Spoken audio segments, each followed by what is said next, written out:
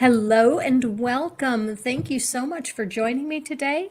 As you see, I'm having another open mic night, and the way that this came about is I have been wanting to have Kate on the show for quite some time, but I've never been able to figure out what topic to suggest that she might like to discuss. So I finally gave in and said, I'll just ask Kate, what does she want to talk about? And I did, and she didn't really have anything in particular either. So I said, we'll just go with open mic and we'll talk about whatever anybody else wants to talk about, whether it's in the chat or each other. And then this morning I was watching a video by Vice Rhino, and he was talking about the fact that one thing that we are missing from the atheist community that the Christian community does better than us is community. They provide a built-in community. And I said, this is a way that we can have community. These streams where we just, get together and talk, and not about any particular topic, just to socialize and have some time together, are really quite valuable and something that's good for us. So that's what we're doing here. We're just here to be friends, to hang out, and to talk about whatever anybody wants to talk about. So, Kate, hello. It is great to have you. Hi, yeah, it's great to be here. I'm a little flattered that you've wanted me on for so long. You only had to ask. And Stool is here in the chat. Welcome, Stool. And Mr. Shadow Kitty is here. We were talking just before we came on that all dogs are male, all cats are female. So Mr. Shadow Kitty is proof positive that not all cats are female.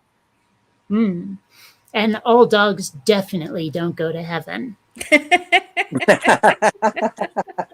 I would agree with that. Some are real brats. And Jenny, thank you for coming. It's great to have you. It's lovely to be here as always. I love being on your show. And I want to hear what Kate's got to say too, so I'm just going to sit here and listen to her. Okay.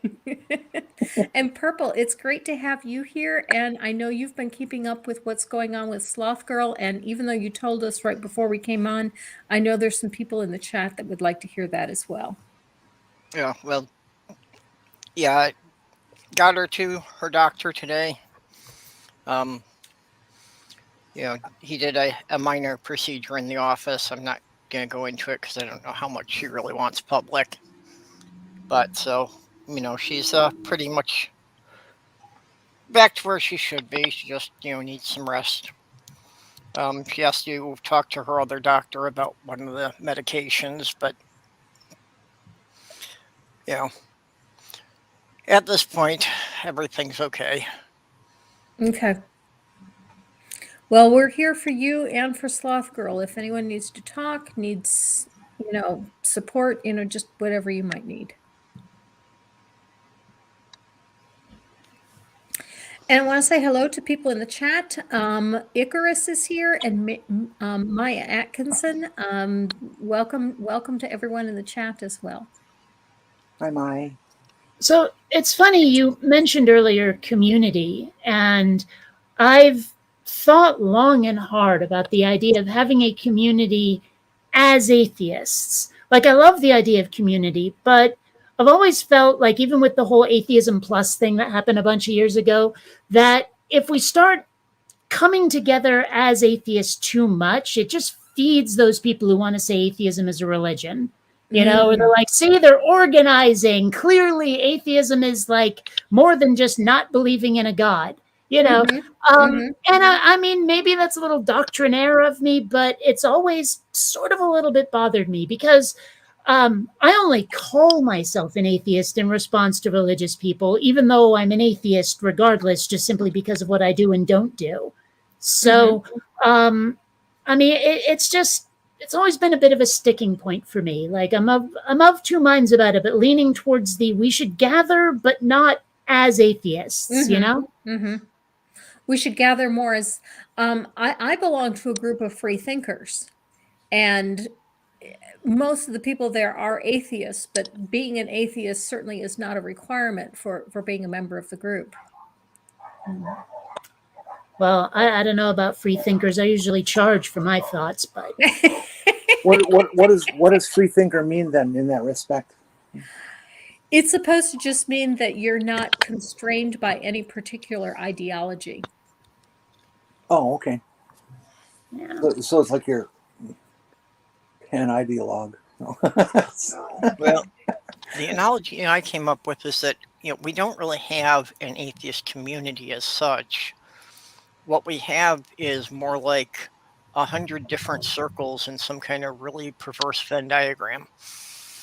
And a lot of high school drama. Yeah, That's for sure. unfortunately, more of that than we need. Yeah. Although But I think that's really more of a human thing. I think you go into any group and you're going to find that. yeah. Yeah, it is a given to some extent there. But I mean, it's interesting how some of it is shaken out. I mean, there are definitely within like the at least YouTube atheists, there's definitely an in group and an out group. That's for sure. And honestly, I feel like the out group is healthier. I prefer to be in that one. Mm. So, I mean, it doesn't really make for as much like channel success, but I feel like the people are better. Okay. I haven't been around long enough to really make any astute observations. I definitely have seen some of the drama that has gone on, and I've had a lot of people contact me and say, don't associate with so and so because of such and such. Yeah. Yeah, well, I know there are some people who do not come to my channel just because of some people that I do let in the chats. Mm. Yeah, and there are definitely some people with whom I'd like to not be in a chat. I can understand not, making a personal decision. I don't want to be there because of this person because I have a conflict. But Right. to tell other people you can't do that because of this, that's bullshit. That's Yeah. grade school Yeah. playground stuff. And Well, and that, Raging Atheist says he's taking a break from PragerU. Oh no! How could you do that? Well, maybe we're just waiting to see whether or not Dennis Prager succumbs to COVID. They need your money. Does he have COVID? Oh, yeah. A couple of days ago, there was a report saying Dennis Prager has COVID. I did not see yes, that. I did see that. Yeah. God works in mysterious ways. Rach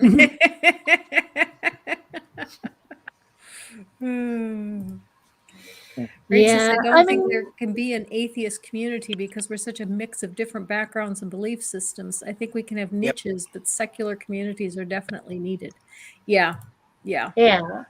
Yeah.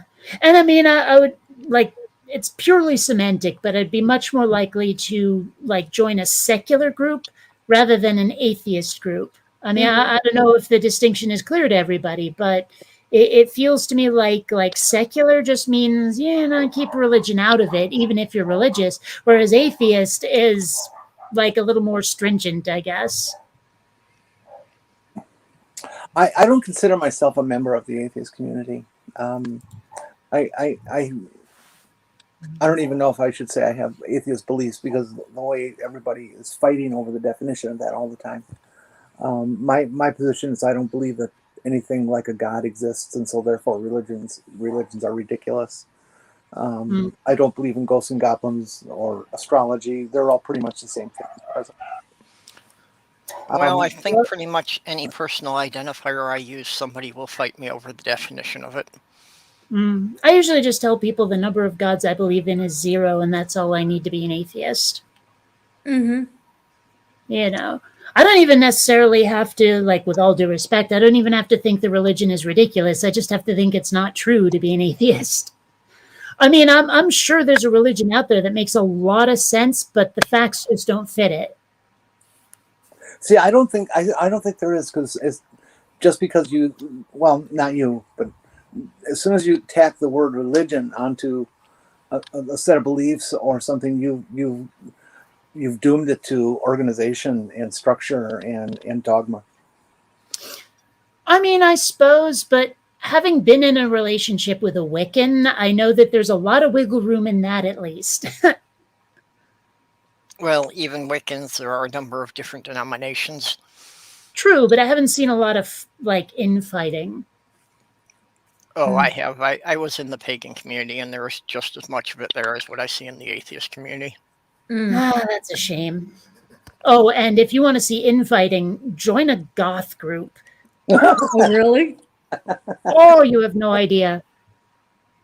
What Yeah, I was hanging out with goths in Seattle, and it there were some moments. I mean, it didn't come up a lot, but when it did, it was cranked to 11 at least.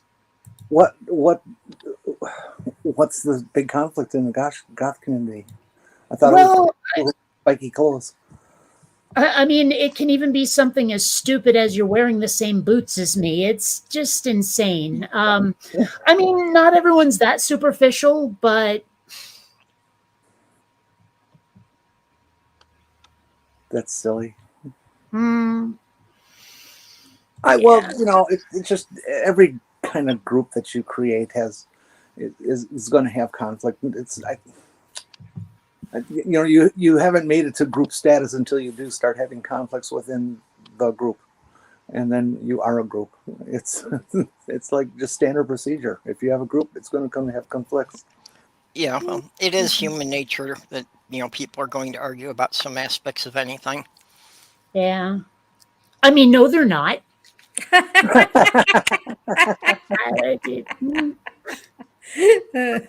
Well, soft-boiled eggs are the best. So, Speaking Well, of disagreeing, I'm going to disagree with Ted Frank's comment that I think atheists should have a broader selection of categories. I think it has too many selections of categories is what I think is part of the problem.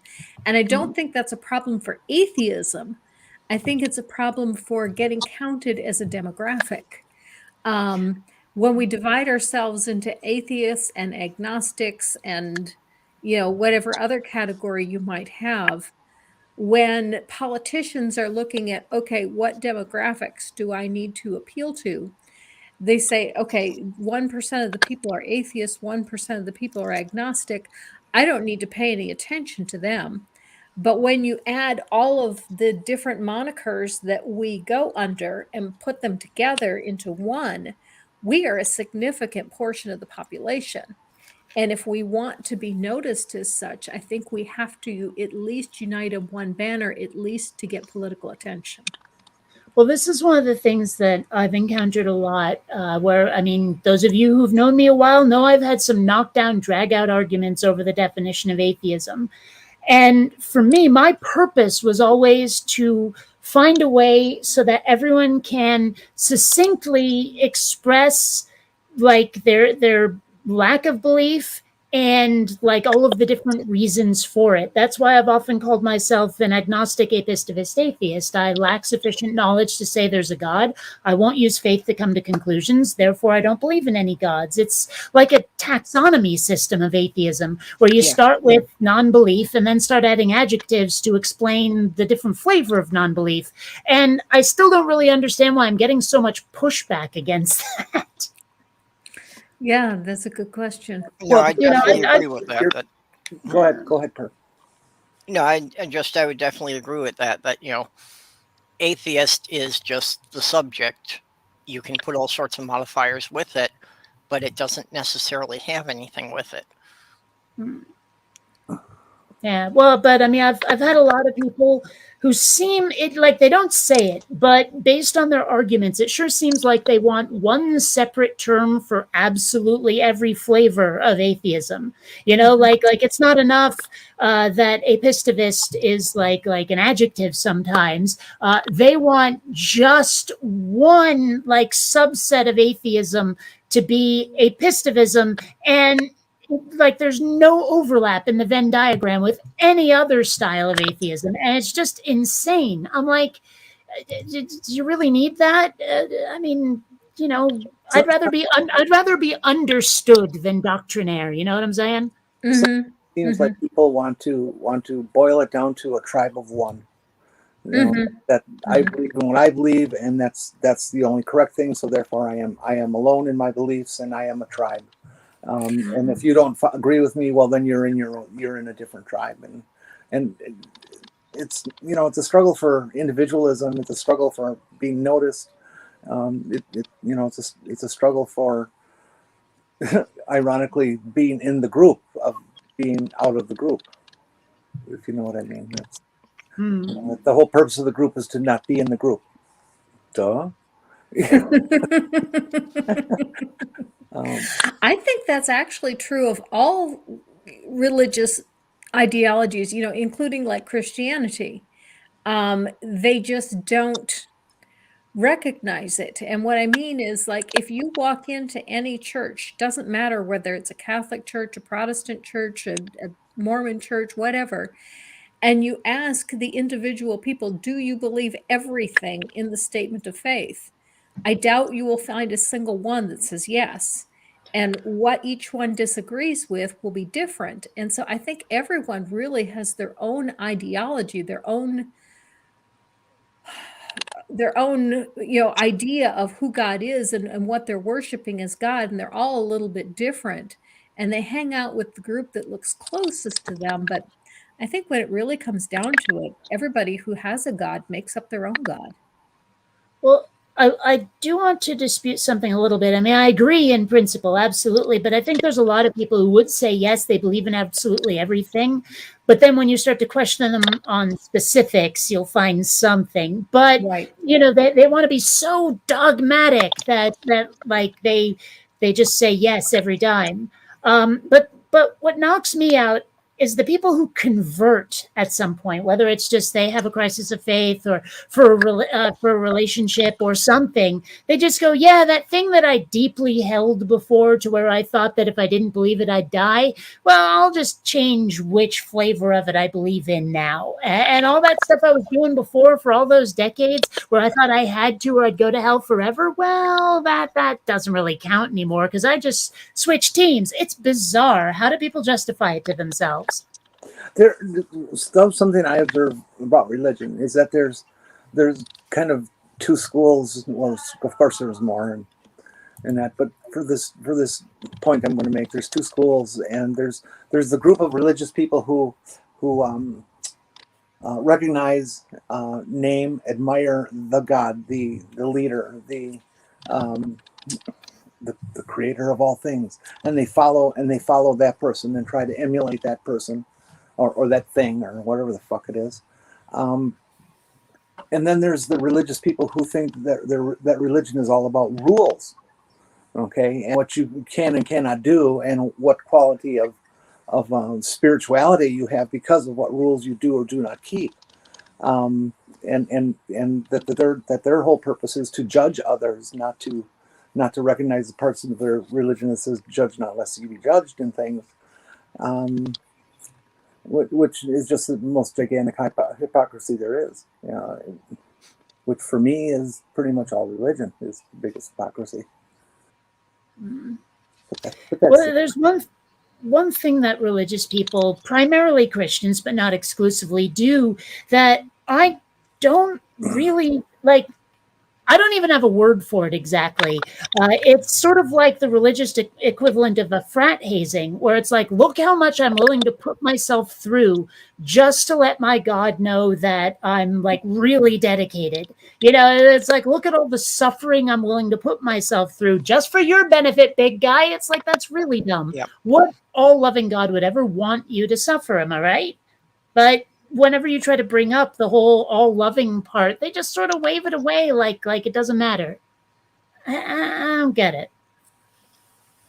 what God would expect you to do. That a very sick, depraved God. Oh, I wonder if I should tell you about my childhood. Oh, please.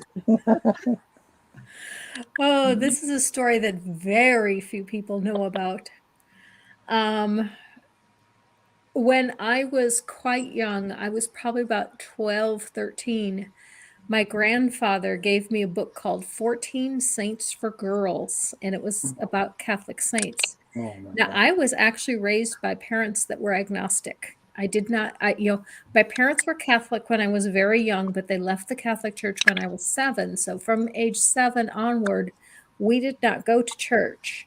But my grandfather was always was a devout Catholic, and he gave me this book, and I read this book, and I became convinced that there was a God, and the way to please this God was through self-torture.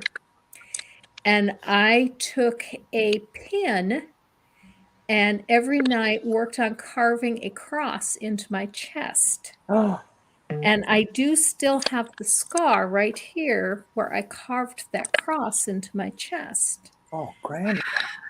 It wasn't that deep, but I just kept doing it over and over so that it would scar. But yeah, that's and the idea of a loving God, that never occurred to me. This is what I read historically that women did to please God. I'm just going to stick with tattoos if I'm going to poke myself with it. Someday I'll wear a shirt that's low enough that you can see that cross. Every now and then when I wear that red shirt, that one, you can see it when I wear the red one, the deep maroon one. Well, I was raised Lutheran, and I can distinctly remember on numerous occasions in 3 different churches that I was a member of in my life, being taught that Martin Luther, the founder of Lutheranism, and somebody you should damn near be as reverent about as you are about Jesus and all that crap. Well, if I ever become religious, I'm going to be a Lex Lutheran. That Martin Luther used to flog himself while praying, and then that's what we should all be willing to do to show God how much we care about. I've seen some crazy people doing the back flogging thing with these like barbed, like morning star looking things. It's crazy. Why? It proves I'm devoted. It proves I'm. Well, I think a lot of that goes back to the whole Bible teaching of, that we're all soiled with sin. So I think some denominations, they think, they need to make penance for having whatever sins they have. And if they suffer for their sins, then they'll be forgiven. Mm-hmm. Yeah, it's funny because I was watching an episode of House recently, if you know that show. And there was this one episode where a nun comes into the ER, and she was almost ready to take some sort of devotions, like she was a nun trainee or something. And the order she was going into, the only 2 rules I remember was you're not allowed to ever touch another human being as long as you live. And you have to spend 14 hours all day, every day praying. And that's all you ever do for the rest of your life. And I'm sitting there thinking, wow, that's a waste. Mm-hmm. Mm-hmm. I mean, I believe a life enjoyed is a life well lived, but how do you enjoy that?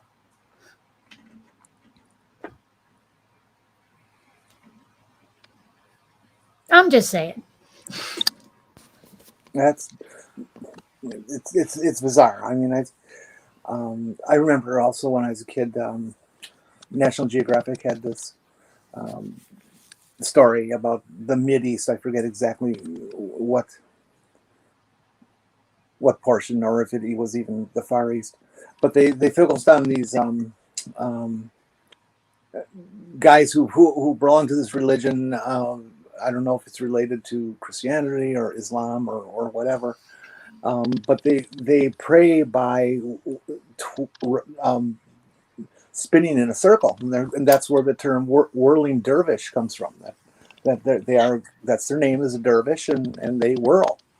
And they will do this for hours on end to show that their devotion to their God. And it's like, these rituals are just so odd. For me, praying, standing in a corner or kneeling on a bench and praying to something that doesn't exist is nuts to me. That's just a ritual that's beyond belief. Or the little symbols, my heart, and all this. It's so weird to me. I think that's the biggest part of why I never really got deeply into any religion. And I do credit my autism with this, that I won't do anything if somebody doesn't explain to me why we're doing it. You can't just tell me we're supposed to do this or this is tradition. It's like, if you can't give me a reason for it, I'm not having anything to do with it. Well, it's funny because I was raised non-religious, and the few times I was in a situation where people would say, "Okay, everybody pray." I mean, usually I was pretty young, so I didn't know what the hell I was doing. I just treated it like I was sitting on Santa Claus's lap, and I asked for stuff. You know, Why like not? please give me better hair. Please make me like I don't even know what, because I didn't need to be taller, but you know, that kind of thing. Mhm. So yeah, I don't know. Like the closest I ever really came to being religious was trying like hell to use the Force, and it only works on supermarket doors. So, actually, I've come to realize, okay, if God is a bearded man who created reality, and there's a father, a son, and a ghost, good versus evil, George Lucas is clearly God. Because he created the Star Wars universe. There's, you know, a father and a son, Luke and Vader, and a ghost, Obi-Wan, and, well, Yoda and Anakin later, and all of that stuff. I imagine that the wages of sin are Jar Jar Binks. I don't know. George Lucas is a copycat. Hmm. He ties together a bunch of popular themes that have been done 1,000 times before. Well, if they're That's just when he themes, it's not a copycat. You can say that of any writer of Yeah. a plot nowadays. There's 7 basic stories, and there has been for Well, hundreds and hundreds of years. Everybody yes, copies but everybody. if you realize that George Lucas was a student of Joseph Campbell, and you read Joseph Campbell's Hero with a Thousand Faces, it's point by point the plot line for the original Star Wars trilogy. Well, so is everything. And I what mean, did he copy that? You know, it's Well, that was Joseph Campbell's entire point, is that you have the same thing, you know, going back as far as we have recorded history. That well, I mean, every that, civilization has had gods that follow this same program. well, that's why I don't think you can really just accuse George Lucas. I mean, you can't single him out if it's been done for like generation upon generation. I mean, so he found the template and used it well. You can't really fault him for it. what makes me. Now, who I can fault, on the other hand, is Tim fucking Burton. That guy has made the same 2 movies over and over and over his whole career. So, Which 2 is that? basically everything he's ever made is either Batman or Beetlejuice. I mean, I'm not saying story-wise. I'm basically saying it has the same energy, the same vibe, the same visual sense. Everything is just like he has a hell, down to the music. Just the Danny Elfman score. It's always some psychotic circus music every time. I am not a follower of Tim Burton. I've seen a couple of his things, and I like them. But Yeah, I'm not that big of a fan, so I've only seen a few of his. I just asked because maybe I should go and see them, and I'll keep that in mind as I watch. Well, anyway, I have issues with Tim Burton. I hate that guy. I don't care for Tim Burton either. He's made 1 or 2 movies that I enjoyed, but most of them I don't care for. I hate Ken Burns, and it has nothing to do with Ken Burns or anything he's ever done or promoted about himself or thing. It's entirely based on what stupid audience and media says. When computers were fairly new is when Ken Burns was starting to show up. I worked in video editing and stuff, on some of the very first nonlinear editing packages and stuff like that. And we all learned this technique around the same time, including Ken Burns. And it was called the Ken Burns effect by Apple. And it's like one of the things that I hate about Apple more than anything is that they named this effect the Ken Burns effect. And it's where you take a still picture and you zoom into it and then you pan across it. So that it's a historical picture of the Civil War, for example. Now you've given some motion and some feeling and some purpose to a still image in a motion picture, and that was called the Ken Burns effect. And it just made me mad that they would name this effect that we all know and we all do, but now it's his. What? Yeah. So I hated Ken Burns for a long time. It's not his Okay, fault. if you want to talk about an effect everybody was using for a while, you remember like TV used to be square. And then everyone said, like, why the hell are we doing that? Why not make it widescreen like the movies, right? Yeah. But before we had widescreen TVs like that, a lot of TV shows that were in, the square NTSC format decided, let's letterbox our credits, right? So I've been binge watching ER where they did that. And so now I've got an NTSC picture on a widescreen TV with letterbox titles. The result is so tiny. It's just, I don't know, it makes me laugh. Yeah. Although I think letterboxing was a good idea because it not just for the credits, but for the whole film, because it did get people to start to get used to the concept of a rectangular, because you can draw in more with your wide angle lens. It's just a so far superior format than 4x3. But I mean, at the time, it made sense. You're right. Now it's ridiculous. Well, yeah. Did you know that George? I think 16:9 is real nice for television and for home use, but 231 is much better for actual films and theaters. Did you know that George Lucas got kicked out of the Directors Guild for not having the Star Wars credits at the very beginning of the movie, for having that scene before that? What? But I didn't know that. He said, too bad. That's the way I'm going to do it, to paraphrase. Not the only film that didn't have the credits at the start, but then the film industry has been very capricious. Like Tron wasn't even considered for special effects because they used a computer. I mean, it's like, gee, let me take you about 20 years in the future and show you what's coming, guys. Mm-hmm. Yeah. Mm-hmm. What I really don't like about credits and productions today is where they'll get right into the story with music and action and dialogue and everything, and they'll begin to bring the credits up at the same time the action is occurring, which isn't that necessarily that bad. But then they pause, and then 5 minutes later, another name shows up on the screen. And then another 5 minutes, and another name shows up. It's like, it takes them like 20 minutes to do the credits. Get rid of that shit. I will say the very best opening credits scene ever has to be Deadpool. When I was watching the opening credits to that, I knew we were in good hands. Because it will say, like the director is an overpaid tool. The writers are the real heroes here, starring like an overpriced actor, a British villain, a CGI character, an angsty teen. Like the whole thing, it didn't mention anyone's name. It just described all the characters and the job the crew did. Yeah. And then insults the hell out of them, all the while flying around a 3D scene of like a fight scene in a car that's clearly above the road and about to crash. It's just the best title sequence I've ever seen, hands down. I think Ryan Reynolds is a genius of our time. I have so much love and respect for him. I'd fuck him in a split second. He does have a tendency to play every character slightly the same way, but still he's awesome. Well, yeah, he does. But he even plays his TV commercials for like his cell phone company and for his vodka this exact same way. He's just this jerk who happens to be very, very funny. It's a shame that doesn't work in real life. Being a jerk never makes people like you. Well, it can, but not the way you'd like, or not the right people. Oh, I think he's successful at it. I don't think he's the kind of jerk that you have disdain for. I think he's the kind of jerk that's lovable jerk. Well, sure, but that usually only works on screen. If you tried to translate that into off-screen life, people will hate you for it. Yeah, well, yeah, you never know how a guy like that, actually exists back home. And so are you saying there's a problem that people don't like jerks?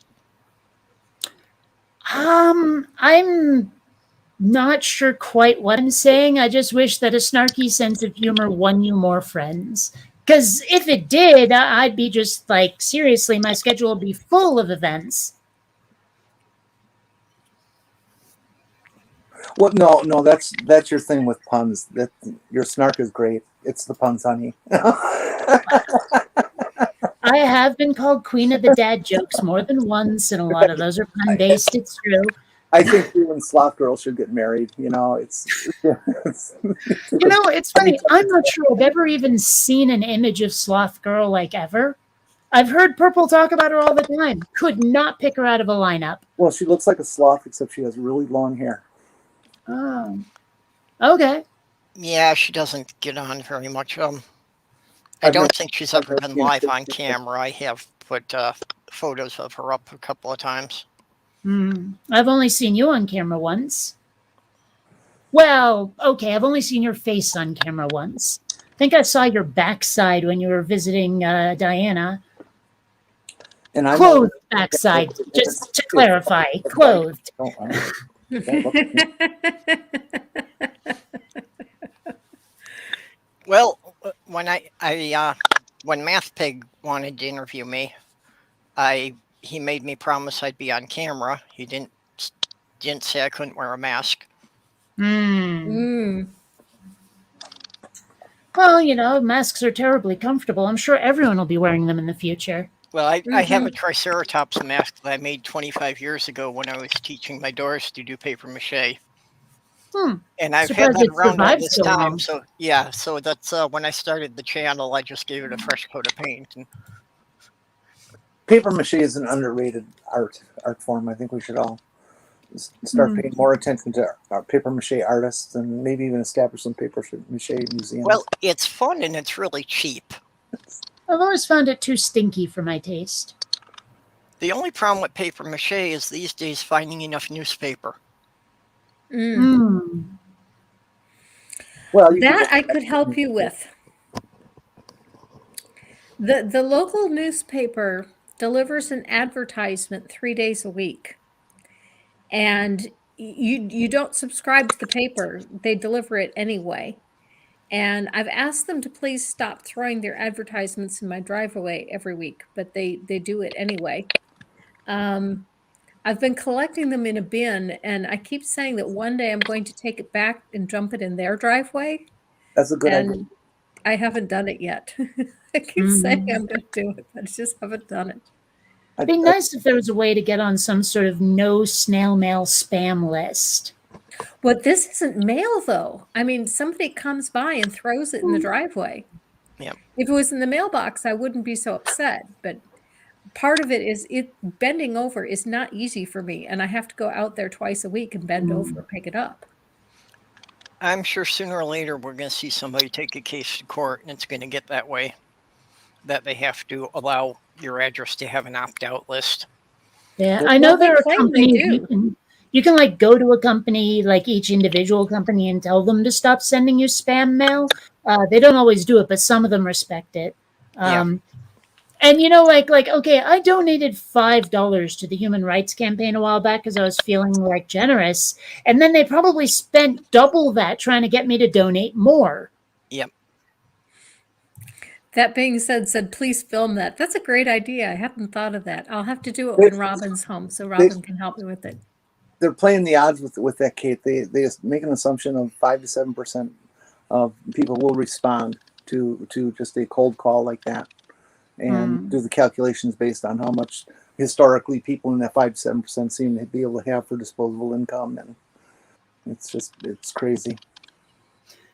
Speaking of things that we need to film someday, one of these days I will get a fire extinguisher, take this rolling chair outside, and just do the jet thing. You know what I'm talking about? Where you sit in a wheeled chair and use the fire extinguisher as a jet engine and send yourself out. I've always wanted to do that. I've seen that on like TV and in the movies and stuff, and I want to try it. And I have a couple of rolling chairs. I have some concrete outside. I could make use of it. I just need to finally get it together and get the fire extinguisher. And I've had some people make me promise to film it. So, do you have a helmet of some sort? Please wear it if you do. I have a couple of them, and they're not all just props from movies too. I have a proper motorcycle helmet. So. Oh, okay, yeah, please do, because you're rolling, having a great time, and then one wheel catches a pebble, and boom, over you go, and splat goes the head on the asphalt. Believe me, there's not much left to damage. So. Oh, yeah, there is. You're pretty damn smart. Mr. Sensible, in one of his responses to a flat earther, did something like that with the chair. Not to move it around, but just to spin it in a circle. Just to prove to them the difference in what you'd see between looking at the North Pole and looking from the South Pole. Never really gave that one much In thought, terms but of now that you mention it. rotation of the stars in the sky. Yeah, that the stars would rotate the opposite direction. Speaking of which, there is something that I got curious about a while back because, like, I'm a blader, and like my friend Tom, he doesn't do much, but his wife did roller derby a lot. So we've all gone out to like an outdoor roller rink here in San Diego, which was pretty cool, actually. They did 80s night. And I got to wondering why it is that we're always going counterclockwise. And it always felt so unnatural if the DJ would say, everyone reverse direction. And so I looked it up, and it turns out there is a biological reason for it. It's because of which side your heart is on, and the centrifugal force actually is more comfortable going in one direction. And I thought that was kind of odd, but I got curious about it. And the websites that talked about it also showed like flocks of birds, mosh pits in fast motion and stuff. Everything seems to happen counterclockwise. It's crazy. NASCAR. Well, something that's also interesting is if you ask preschoolers to draw a circle, they will draw their circles counterclockwise. But once they learn how to write, then they draw them clockwise. Really? Huh. Oh, that's interesting. Okay, I'm left-handed, and one thing that just wigs me out about most left-handed people when they're writing is they will curl their wrist over like this and write that way so they don't get ink on their arm. I always did this, so that all the ink was past my arm because the pen is pointed that way, so like that. It always, like watching Obama like sign a bill or something because he's left-handed and he's like scrunched over like this. I'm like, don't you get carpal tunnel doing that? I don't know. It's weird. Well, and it's not just the ink smear. It's also, due to the binder. If you've got, like, you're writing in something that you don't pull the pages out of the binding. The spiral on the edge of the paper. You're holding your hand up here to keep your hand off of the edge. I always I've thought never had that problem ever. I have many times. Don't you stop writing when you get to the edge?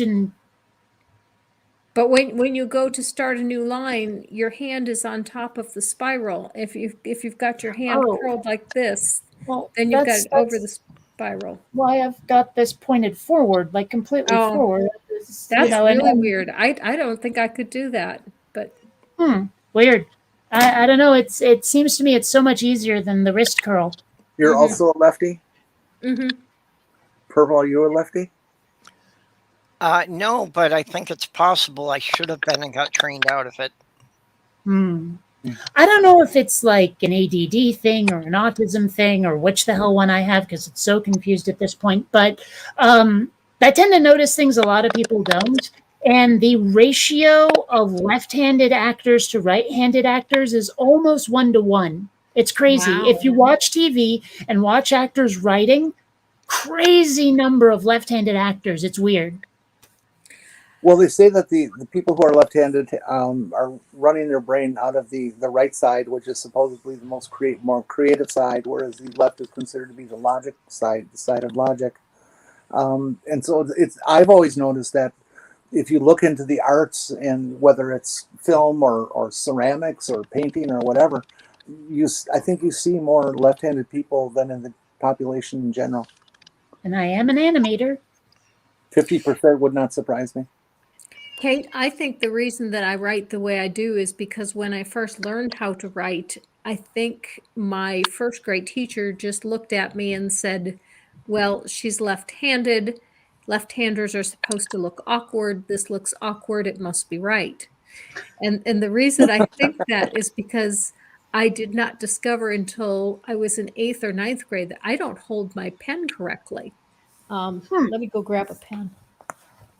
It's weird. Like, I'm left-handed. No one ever told me how to write. I just did what I did, and wacky. Okay. That's the way I hold a pen, and as a result, I have a huge writer's hump on my ring finger, which is not where you're supposed to have. I hold the pen with basically 3 fingers on the pen. Yeah. And I never knew until I was a teenager that most people don't do that. Yeah, you're out of the frame, Granny. Okay. can't see you. I do this. That's the way I hold it. I've seen people who are right-handed hold it that strange, completely incorrect way as well. And also, like, sometimes it rests on my middle finger like that. Yeah. But I've always thought that people who are left-handed and when they have their wrist all bent over like that it was more of a question of the friction coefficient of the point of the writing instrument. That if you're pulling it across the paper, that it writes better. Whereas if you're pushing it across the paper, it can jam up. That it poke the paper or buckle the paper and that sort of thing. that would actually make sense, yeah. And so that's why I thought it was. I didn't realize that people probably had different feels for what was comfortable and what wasn't. Well, I know that the way I do it doesn't, like, it's essentially dragging. It's just like, if this is my right hand, I'm not dragging it this way. I'm doing it this way. That does make more sense. Yeah. I don't know. It's just something I've noticed. I'm comfortable with whatever they do as long as they, and you can keep doing left-handed for the rest of your life. That's fine. Just as long as you realize it's wrong. And also sinister. But it's weird though. I'm definitely left-hand dominant, but there are some things that just feel so much more natural right-handed. Like, I use a trackball mouse, and I don't even know if they make a left-handed model, but if they did, it'd feel really awkward. They do. I've actually wanted to get the left-handed one. Are game controllers right and left-handed? I don't. No, not really. I mean, a lot of them you can, I guess, swap one control or the other, but I mean, for the most part, movement, aiming, that's about it. The two things that are the most awkward for me are bowling and golf, because I can do it either way and it makes no difference to me whatsoever. Really? What's that a problem? Give me a bowling ball. It doesn't make any difference which hand I throw it with. Well, that I've never played golf, but I bowl left-handed. Yeah, the only golf I've played is mini, so. I would think golf would be a dramatic. Oh, I take it back. I've played video game golf.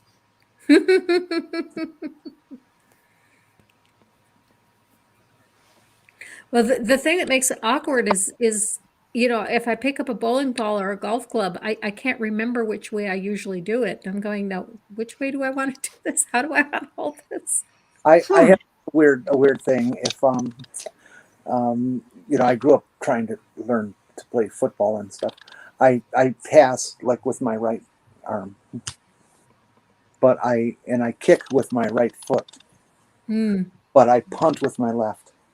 Huh.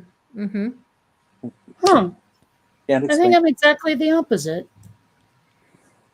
Weird. That reminds me of a conversation that they had on an episode of Babylon 5 where two characters are like in a shuttlecraft trying to pass the time. Garibaldi turns to Sinclair and he starts saying, when you put on your pants in the morning, do you fasten then zip or zip then fasten? He's like, I woke up this morning, I couldn't remember which one I did. It was kind of, it was a silly aside in the show, but I do it the opposite. I usually zip then fasten. They fasten zip. It has been so long that I've had pants with a zipper. I have no recollection, which I do. I was thinking about moving to like drawstring cargo pants, but I can't find good ones with good pockets, so I've just been sticking to jeans. To that being said, yes, I do have a tendency to be clumsy. You could save old jeans and make cargo pockets and sew them on your other jeans. Oh, you think I can sew? That's adorable. No, the reason I do CG art is because there's an undo button and you can save. Just saying. I got a seam ripper. I am all thumbs. I don't know if you saw a video I put out recently. It might even be my most recent video called 1.21, where I basically made something very similar to the plutonium carrying case from Back to the Future. And that involved a lot of painting, a lot of gluing, a lot of electronics for the glowing plutonium rod, all of that. And that is the most complicated art project I've ever successfully completed in meat space rather than virtual space. I love people who can build beautiful costumes and riggings and all that stuff for cosplay. What's his name from Mythbusters? The blonde guy with glasses. Not Jamie, but the other guy. Well, anyway, I haven't watched that show in years. he's No, he's got a thing on YouTube where he does all this stuff, whatever he does, and a lot of it is sometimes how he makes his costumes for cosplay and things like that, and how accurate he tries to get to the original whatever he's modeling, and it's pretty neat the way he can do all that stuff. I couldn't. Apparently, his name's Adam. Adam, yes, that's it. Adam Savage. Yes. Yeah, that kind of thing's a lot easier if you have a virtually unlimited Oh, budget. put that back up. Oh, I'm sorry. She says, after learning that the clasp on the back of a dress is to make zippering up the back less difficult, I've always clasped and then zipped. I've always zipped and then clasped. Oh, someone's asking here if I've ever tried to customize my consoles with art. If by console you mean console gaming system like an Xbox, not so much, because I rarely own those. Actually, I tend to game on my PC. However, my laptop looks like it's owned by a 13-year-old girl with a number of colorful stickers all over it. Oh, yeah, A lot of She-Ra going on, that kind of thing. So my favorite band is on there. Gosh, what else? Oh, the demisexual lesbian flag's on there. So yeah. What about Hello Kitty? I was never into Hello Kitty. I might have found a Rainbow Dash sticker, but definitely not Hello Kitty. No, My Pony. Well, the Rainbow Dash is My Little Pony. Oh, okay. I didn't know the name. Yeah, she's the sort of tomboyish Pegasus one with the rainbow tail. What color hair? She's blue. Okay, the blue. Yeah. One. So. Oh, that's how we know she's the tomboy because it's blue, right? Well, that and her attitude.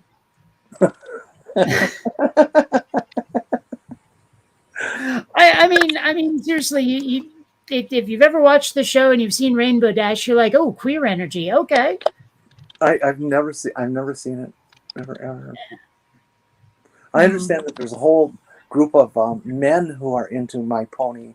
Yep. And they call themselves brownies. Bronies. Mm-hmm. Yep. Interesting. Yeah.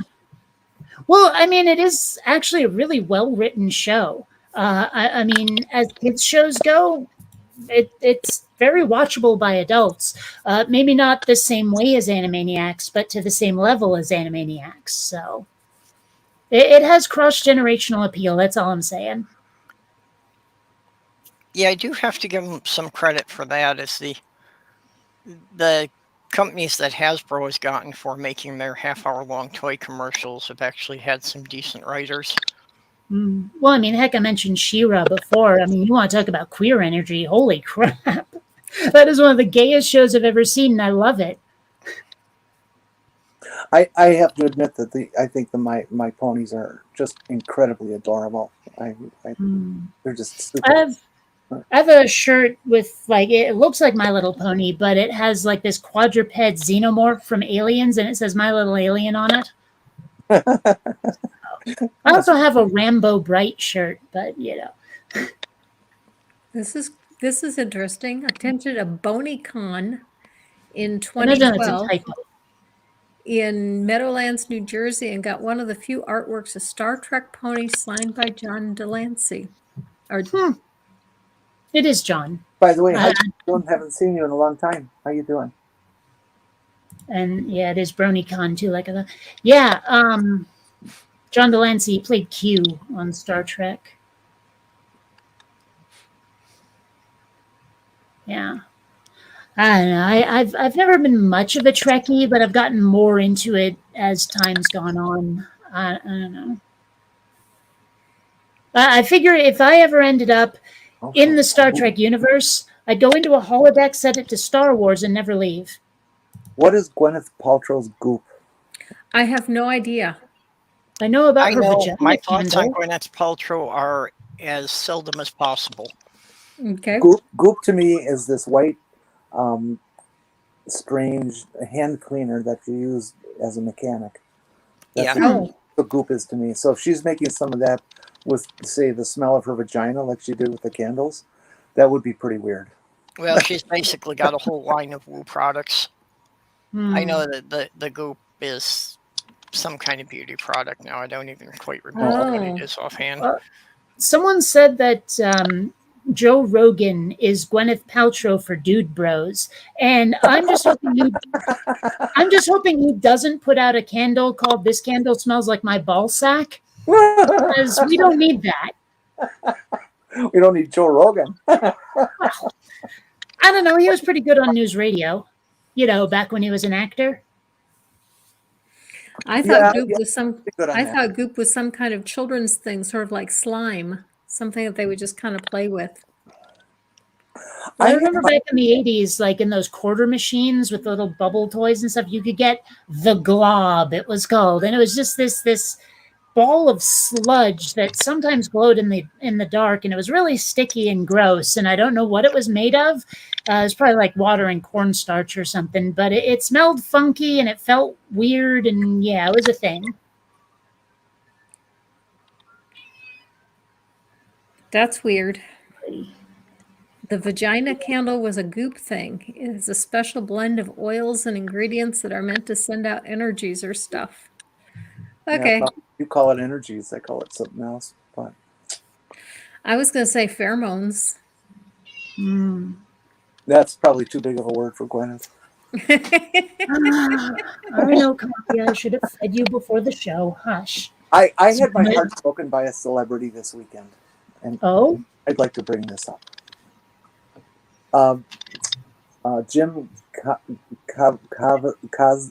Caviezel. Yes, he did the movie, the Christ movie. Was that Mel Gibson's movie? And I forgive him for that because it was just one foray into religion, and he got paid big money. So I understand that. And I loved him in a TV show that he was Person of Interest. I thought he just did a very good job. I loved the character. And I found out this weekend that he's a QAnon nut. I saw that on Twitter. He has sucked down the whole damn program and does speeches and all this kind of stuff. And it's like, dude, I can't watch you ever again. You make look like a rookie. I felt the same way about Mel Gibson and a few others. Same thing, maybe not with QAnon, but if I find out that they're a Scientologist, I'm like, oh, really? Like Jenna Elfman is a Scientologist, and I'm like, I loved you and Dharma and Greg. What the hell? Yeah. Oh, that breaks my heart too. But the thing is that, and it's oddly relevant. I saw something on Facebook today that Will Wheaton had blogged because he was feeling bad about watching some of the artists that he liked. Where he finds out something horrible about them, and given that he is in Hollywood, he hears stuff the public doesn't hear, and it makes things so much worse. But then he said, "Okay, I can still listen to this stuff because if I don't, I'm actually kind of letting down the people who helped produce it." Sure, maybe the artist is slime, but this took engineers. Maybe if it's a movie, it took like special effects people, production people. If it's just music, there's still producers and mixers and all of those stuff.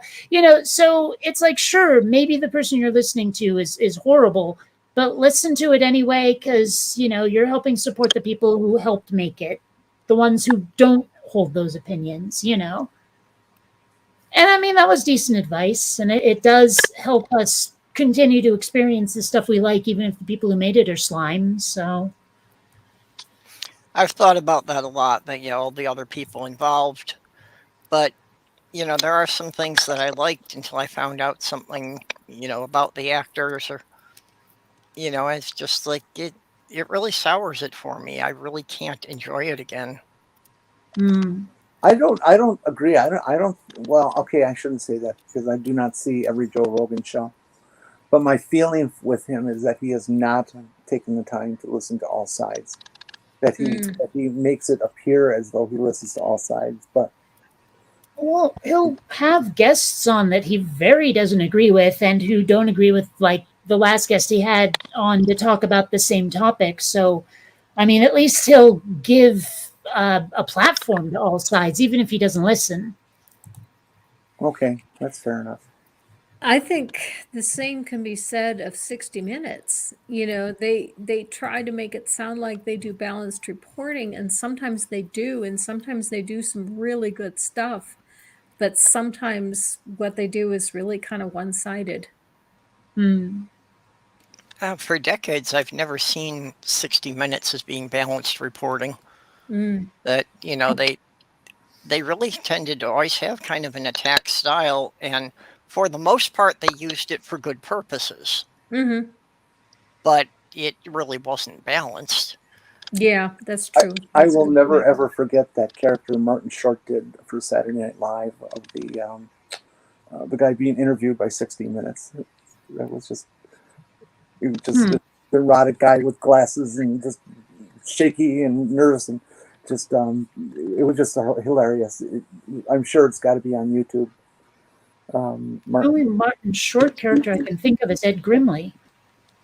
No, well, definitely not Ed Grimley. This guy was like business suit, little circular glasses, almost looked like somebody out of World War II Nazi kind of look. Hmm. Although it was definitely an American, modern American character, but had that look. Yeah, I It's saw a got meme to be that on YouTube. It's worth watching. It was funny. you know it's going to be a bad day when you show up for work to find a 60 Minutes news crew at your office.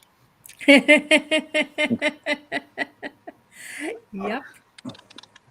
I have I to. mean, unless you're the one who called them anyway. I have to break away for a minute. Okay. Or two or three. Hmm. Yeah, there's actually a band someone introduced me to that I was really enjoying until I found out that they were a bunch of skinheads. Now, what they were doing was making metal covers of old Viking sea songs, which was pretty cool and Mhm. completely like non-denominational as far as politics are concerned, although pretty sure they mentioned God at least once or twice in some of those songs. But regardless, I mean, I don't speak a lot of Swedish, but enough to pick up a couple of sentences here and there. And like, I don't know. Later, I found out they're all skinheads, and I was like, "Damn it! Why? But damn it! I want to like these songs still, and they have nothing to do with your beliefs." But and after reading that Will Wheaton thing today, I might actually listen to them again. I don't know. Purple, were you making a joke or did that really happen? No, that was just a meme I saw. Ah, okay. Hmm. Man, I've never actually seen like a news van at work, but I could have. There was a job that I had. It was back when I was still working retail. I've worked in 4 video stores over the years. And this one was run so poorly that within like 2 months, I was the assistant manager, promoted Oh, over wow. the heads of everybody, right? Except for the manager. And I left that job like 2 months before the manager was busted for doing drugs out of the back room. Mm-hmm. So I could have been there for a news crew, but I quit in enough time to not even be a person of suspicion. So, I have a similar story. I was waitressing at a all-night diner when I was 18 in college, and I didn't work at this place very long. Although the reason I quit was actually because I was also on the debate team, and we would go on weekend trips for debates. And my work schedule was that I worked third shift Friday and Saturday night, and the schedules conflicted, so I quit. And I only worked there for maybe 4 or 5 weeks before I quit. But boy, was I glad I did, because a week after I quit, they raided the place, and I knew that there was illegal gambling going on upstairs. The place had 3 different sections. There was a diner section, which is where I worked, where they served only food, and there was a bar section, and there was a pool section, and then there was an upstairs. I guess there were 4 sections. And I knew there was illegal gambling going on upstairs because they said if anybody comes to you with a card, don't do anything, just go get the manager. The manager will take care of it. And that was from someone coming from downstairs or from upstairs with the cards. But what it didn't know is that the pool room section was considered the biggest drug den in town, and they raided it for drugs. Okay. I was actually going to ask, I mean, I assumed you meant billiards, but for all I know. No, yes, I meant billiards. Yeah. I don't know. I have, the closest I've come to anything like that was I have, well, she's an ex now, who took me up to the bar in Seattle where you buy drugs. She purchased some crack just as the police showed up. She like stuck it in between her gums, and we got the hell out of there. Yeah, that was interesting. She didn't tell me what we were going to do when we went, because I don't really do much besides marijuana, and at the time I wasn't even doing that. So I have to admit I was a little uncomfortable and kind of scared when the cops showed up. So, that being said, has a really interesting question. Do you think we should always expose the things people have done, or should we let them be in the past? And I think it depends on what it is. Because some things are truly unforgivable. And if you find out that somebody that's in a position of authority has at one time abused that authority, then yeah, that should come out. Unless you're Ted Cruz, and then it's okay to tell people that they should honor the Nazi salute. So right. I don't remember him saying that, but I wouldn't put it past him. It's recent. Yeah, it's quite recent. Last couple of days. That's wild. I don't think you are obligated to respect a damn thing. Like, respect has to be earned, in my never humble opinion. Yep. So, you know, if you're going to be making the Nazi salute, I'm not going to respect you. Just saying. But like, you know, some of the things that Biden voted in favor of back in the 70s, you know, like voting against busing. Yeah, he was wrong. He shouldn't have done that. But I think that's forgivable. You know, it was a honest opinion, even if it was a wrong honest opinion. Well, when it comes to politicians and laws and stuff like that, I always have to ask, did they vote against this because of they voted against the principle of it, or because of some detail or how it's implemented? There's so much complexity to that it's hard to say why they didn't vote for. Well, and unfortunately, campaigns use that against people all the time. Yeah, unfortunately, it's a game they often play about putting riders onto bills just so that they can say somebody voted against something because they voted for a very popular piece of legislature. I have been taking issue with the idea of standing on principle lately, because I've noticed some people are doing it to the detriment of the actual people, you know, where it's like, oh, I'm like standing up for this principle and I will support it to the death, no matter whose death it is or how many there are. I actually recently unsubbed Kyle Kalinske, the channel's Secular Talk, because he was trying to stand on some free speech principle about the Dave Chappelle special that totally punched down on trans folk. And I'm like, look, nobody owes Dave Chappelle a platform. You know, nobody would take away his free speech if his special got removed off of Netflix, because it's not the government doing it, number one. So it's not a First Amendment issue. But number two, if he really wants his special out there, there are other ways besides Netflix, maybe not as easy, maybe not as popular, but still, you know, he can put it out there, and Netflix doesn't owe him, well, maybe by contract, but my point is nobody actually owes him a voice beyond how far his own can reach. But Kyle was saying, look, I don't care how many people end up getting turned into bigots because of this special. I have to stand on the free speech principle over those people that might get mistreated as a result of it. And I'm like, that's around about when I unsubbed from him, because I'm like, principle over people? No, people over principle, God damn it. So that's just me. That being said, says, for example, I would love to expose a teacher I know for some horrible things he did back in 1990, but is it me getting justice and exposing him worth it?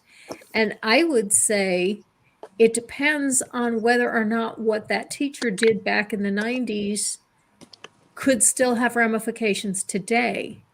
If that teacher back in the 90s was molesting kids, absolutely. Well, that's what it Because looks they might, like. would you say?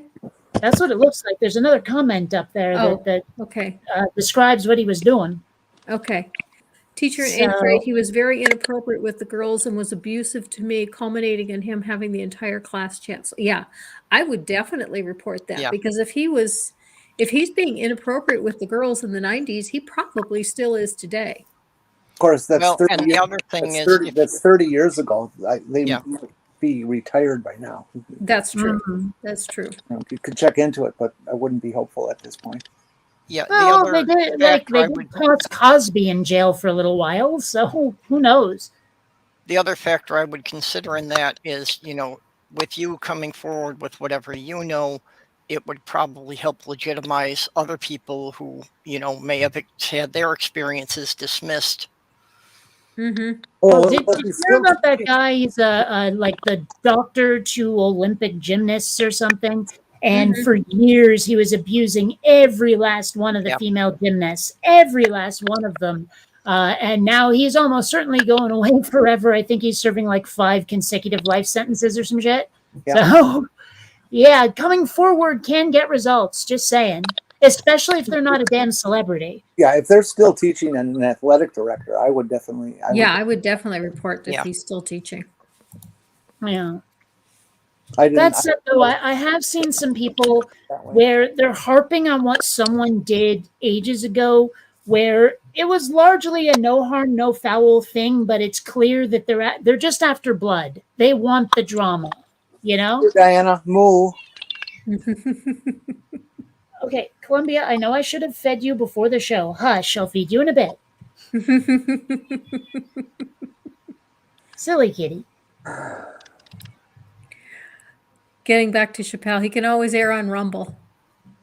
I don't know Rumble. I mean, I know the Transformer by that name, but I don't know the website. I'm assuming that's what that is. Boy, this chat is active tonight. Well, God damn. Rumble, Yes, but it's is he very red or active. blue? How many people in chat right now? 10. 10? Mm-hmm. Boy, they sure talk a lot. My chat usually does. I love them. Yeah, I'm having a hard time keeping up. Now, Kate, I said Rumble, but is he red or blue? I remember him as being gray. There were 2 robots that were like brothers in the series, Rumble and Frenzy. They both ejected from Soundwave. Well, But there were a couple of times that they swapped the names to the point that to this day the fans are still arguing over which one is which. Well, I remember on the cartoon he was gray. He had the 2 things where they would pound on the ground, you know. They look like pistons. Yeah. And of course, I forget, was it Laserbeak or Razorbeak? I think it was Laserbeak was the bird one. Laserbeak in the original series. Yeah. Well, anyway. Yeah, I'm seeing what I didn't even want to say the name there is saying about Biden. Pretty horrific and foul stuff about minorities in the past. Mhm. I mean, yeah, like you said, he was against busing, and there were a few other things. There's the whole crime bill that was pretty racist. And then as vice president, he chooses Kamala Harris, who was like a cop, and wrote a lot of really horrible crime legislation too. I don't know. Well, this is just personal opinion, but I think a big part of the reason why he did it is because Trump had positioned himself so strongly as the law and order president. And, if you let a Democrat into the White House, you're going to have rioting in the streets. You're not going to have any law and order.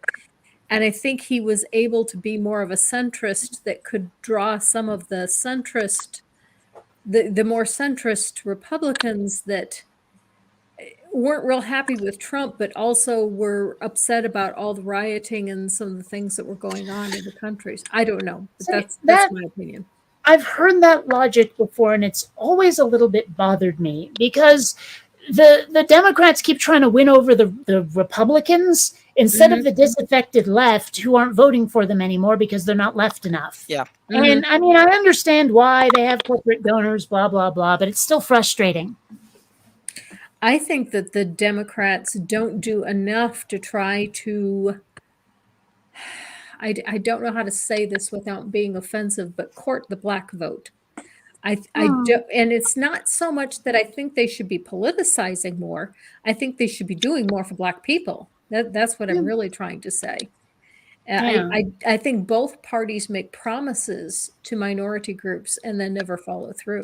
The biggest problem with the Democrats is that we are so diverse as a party, and you know, I'm not a registered Democrat, no, but I'm on the left, and they're the best I have to vote for representing the left.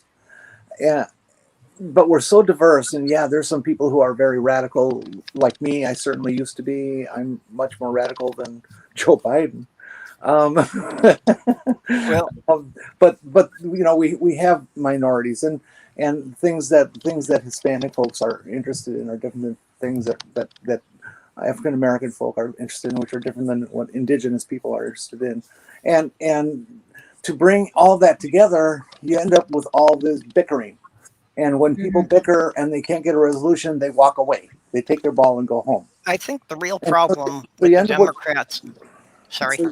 So you end up with this whole group of people that just that we all basically believe the same things. We all want the same things, but they won't come out and vote because they had their feelings hurt.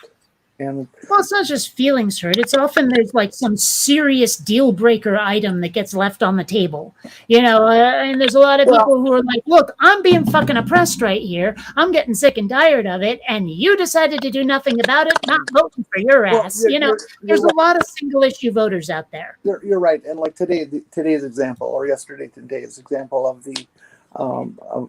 the family medical leave thing, where it started out at 6 months and then to 12 weeks and then to 4 weeks and now it's gone. You know, and the only reason is because of Joe fucking Manchin wanting to be. And Kirsten Sinema, don't forget her. Pardon? Don't forget Kirsten Sinema. Actually, I think she was supportive of that. Well, but she's been standing in the way of everything. Yeah, you know, like but not that in particular. You know, and so you got these two assholes, and they're running the fucking country, and they know that the power they have is all they have to do is, you know, walk across the aisle and vote differently, and the Democratic Party is absolutely fucked for everything they want to do.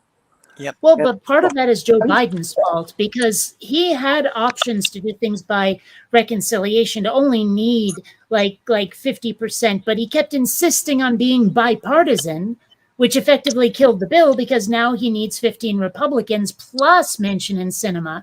And it's like, why would you hamstring yourself that way? If I were in charge, I wouldn't give a damn about being bipartisan. I'd give a damn about getting stuff done, you know, helping people. The way the things are in the Senate right now, they have to be bipartisan. They have to get some Republicans to buy in. Well, that's not what I meant by bipartisan, though, because they're talking, we want this bipartisan bill, so we're making it so we need like a majority, like a bigger majority. We can't just do it by 50%. It has to be like I guess a plurality is the term for it. So he could have gone with needing fewer votes, a lower threshold, but he decided not to. I certainly don't disagree with what you're saying. Not at all. But with what bugs me, what the Democrats could do right now, and I don't understand why they don't do it, no matter how backhanded it feels, because Republicans have been backhanded for the last 30 years, 40 years. I think I know why. Why can't the Democratic Senate with their 51 go in and the filibuster do what they have to do, and then reinstate the filibuster. Duh, why is that so hard to think about?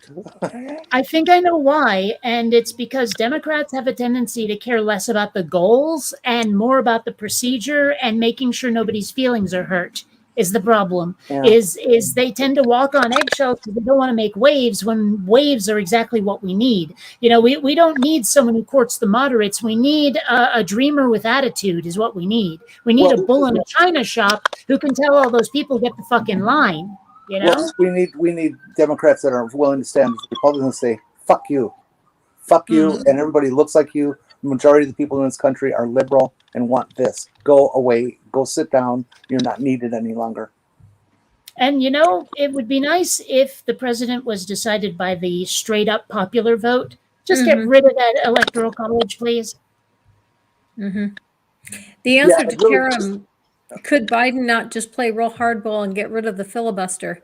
Not on his own. He can't. He doesn't have that power. Congress would have to get rid of the filibuster. Filibuster is an internal rule of the Senate. It's not a law. It is a policy that the Senate as a governing body chooses to make for itself. And so the Senate are the only people who can change that. Right. Compromise. How about make it so they can't just go, I choose to filibuster, make them talk. Make them stand up and read the dictionary or whatever. You know, make them work for it. I know it was proposed, but you know, let's do that at least. Well, then you get Ted Cruz reading Green Eggs and Ham. Let him. Well, it was his first time. Come on, give him a break. He got most of it right. Actually, I believe that it had been in the rules that to filibuster they had to be standing. And I believe that went away because there was a senator in a wheelchair who could not stand. But now they don't even have to talk is the thing. They don't have to actually filibuster. They just get to declare one. Yeah. So that's annoying. Personally, if I was in Congress and I was going to filibuster, I'd be like, okay, assistant, bring in the karaoke machine. You know, that filibuster would end so fast. People would give me my way like you wouldn't believe. Well, and what the filibuster originally was them reading the entire text of the bill, which can sometimes be hundreds of pages long. The other thing that bothers the fuck out of me is that these people seem so limited in their thinking and doing abilities that they can only handle one issue at a time, literally. That you got one committee that is focused on a particular bill, but everybody else is so busy standing around going, "Oh, what's going to happen? What's going to happen? What are you going to do? What are you going to do? What are we going to do?" That they can't deal with more than one thing at a time. Will you people try to be complex human beings? You know, and just lay off the simpleton thing. Well, it's funny when I'd never actually really paid much attention to what goes on during a session of Congress. But when they were trying to impeach Trump and ultimately successfully did, even if they didn't convict, I didn't realize just how much protocol there is, how much procedure you have to go to, Speaker, may I call so-and-so? I yield my time, blah, blah, blah, blah, blah. It was I didn't realize how pedantic it was. Yeah, it is steeped in tradition and parliamentary regulation. And actually, it's the media that gives the impression that they're only working on one bill at a time. That's really not the case. You know, that there are always a number of things going through at the same time. And a lot of the back and forth shit, is saying, well, I'll support you on this one if you promise to support me on this one. Yep. Which is something Biden isn't doing enough of, I think. He needs to be more of a horse trader, a haggler, a wheeler and dealer. He's not doing enough of that. Well, that's exactly what you were talking against before. That's compromise. And it's the only way things actually happen in Washington. Well, not necessarily, because there's also threats. There's also, if you don't support this bill, then I'm going to not let you on any committees. You're going to basically just be there to vote, and that's it. You're persona non grata in Congress unless you support this bill. Don't test me. That is an option. Well, and Nancy Pelosi is tough that way for the most part. She has her Yeah, flaws. but for evil instead of good. Well, Well, I think Nancy Pelosi's done a lot of good. Really? Yeah, I I think see her doing way too much that's shitty. Nancy Pelosi is why the impeachment happened twice. Nobody else did that. Yeah, but we knew that that was symbolic. He was never getting convicted. But a lot of Yeah, people but didn't want the symbology. She made it happen. yeah. No. I mean, having the impeachment at all was symbolic. Nobody thought that he was going to be convicted, but it Yeah. wasn't like they just Well, like But he held a wasn't fake. convicted that because far. the Republicans had the majority of the Senate, and the Senate has to convict. But I mean, the point is that if we knew he wasn't going to be convicted, the only reason to impeach him was to set a precedent. I don't know. I honestly felt that there was a possibility the second time that he might be convicted because he put several members of Congress in jeopardy for their lives. I honestly felt that there was a possibility. Yeah, the I second knew he one. was getting no Republican votes. There was no way he was going to. I mean, he got a few, I guess, for the impeachment. I don't remember the conviction exactly, but like they have gotten so like doctrinaire. It's all tribal politics. There was no way they weren't voting along party lines. There was just no way it was going to happen. Mhm. Also, a lot of them were scared of losing their political stock if they didn't support Yes. Trump. So that was also part of it. But if Trump went down, then he would then that sticking with him wouldn't matter anymore. Well, Trump never goes down. I bet he makes Melania do all the work.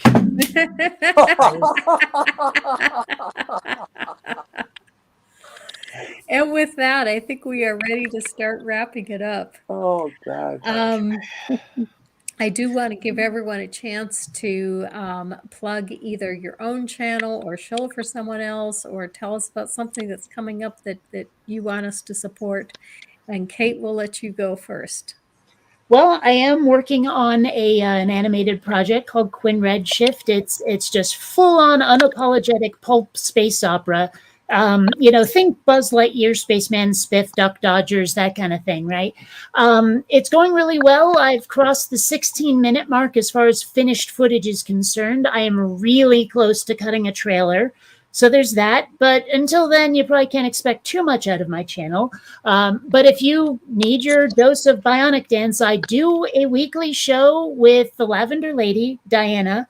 And those are Sunday mornings and Tuesday afternoons. I'm not going to do the math, but it's 9 a.m. on Sunday mornings and 4 p.m. on Tuesday nights, Pacific time. Okay. So, yeah. Okay. Purple, what do you have going on? Well, you started this off by saying that, having casual chats was the way to build community, and that's pretty much all I do on my channel now. So every Wednesday at noon and Thursdays at 10 p.m. Okay, very good. And Jenny, what would you like to plug? On my channel, yes, on my channel, we have absolutely nothing. I'll pick up gigs as I can, as usual. Tomorrow night, midnight, Purple Show, and Friday, 10:30 Eastern, is it 10:30 East? I never can remember. Oh wait, that's right. It's 10:30 Central, 11:30 Eastern for movie night. I temporarily quit movie night, but you should all still go watch it. I'm taking a break. I just can't be up at that time of the day right now. I actually had my first movie night experience last time. Oh, you're on? Yep. Did you like it? It was fun. Yeah.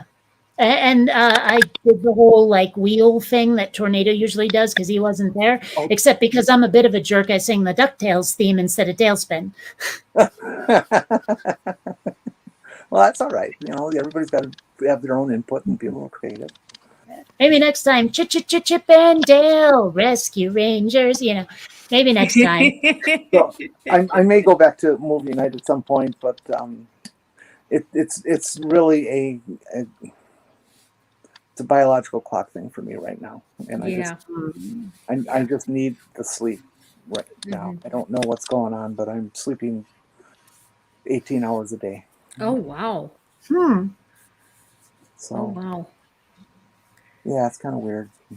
Okay. Well, I hope that gets It's better for you. in 1 to 1.5 hour bursts, and then I'm up for 10, 15 hours and back in, and it's so strange. But Sounds like it could be sleep apnea. yeah, I'm sure there's some of that involved. And every other sleep tragedy you can imagine. But nonetheless, the one thing I want to plug more than anything is to continue to watch Godless Granny. She just does a spectacular show.